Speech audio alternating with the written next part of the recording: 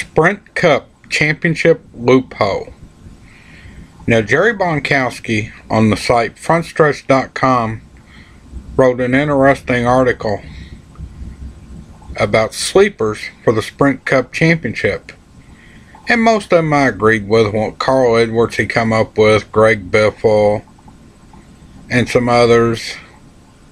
And that's understandable. But one of them, when I came upon, I thought, no way, he's not running all the races, and that's Mark Martin. Martin is running 17 of the first 26 races, and then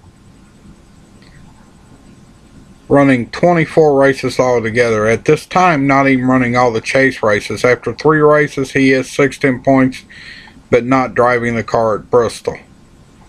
Now, Jerry Bonkowski come up with, and I haven't agreed with him. I mean, I ripped him on the Danica Patrick article, and I will link to this article about Danica Patrick making the chase.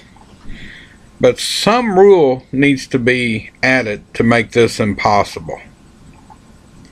Basically what he's saying, and he's got a point, Mark Martin could win 2 or 3 races of the 17 he's running before the chase, and as long as he stays in the top 20 in points, he would be eligible for a wild card. That's just wrong.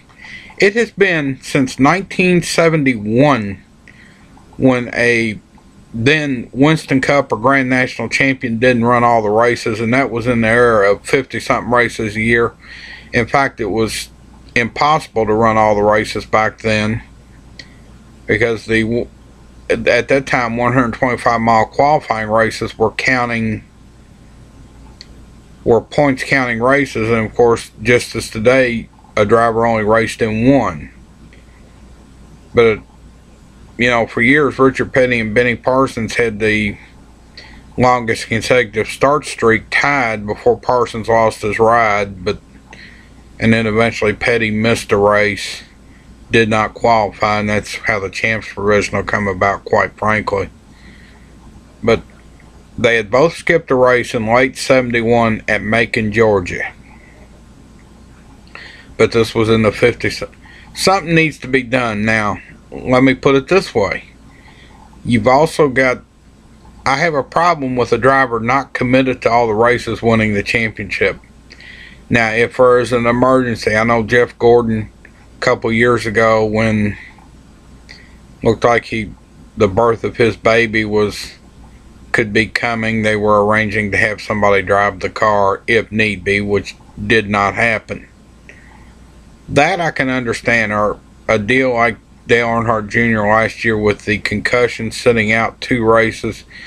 Had that been during the regular season or the pre-chase season, that's totally different. But when you're not committed to running all the races, you should not be eligible for the championship, just as you can run all the nationwide and all the cup races, but you have to declare points for one or the other, and I like that rule. I have ever since it's been in.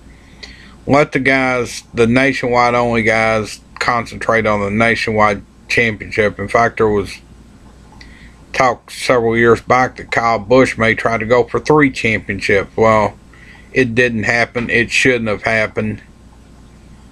But that's just wrong. A driver, to be eligible to win the Sprint Cup Championship, should have to commit to run all the races. Now, granted, should this happen, Mark Martin would have to change his schedule, because he's not even slated to run all the chase races. But if you got a shot at the championship, you're going to change your schedule. I couldn't imagine him not changing the schedule. That's just been my take on it. Agree, disagree, like, dislike, but no way should they be eligible for the championship without committing to run all the races.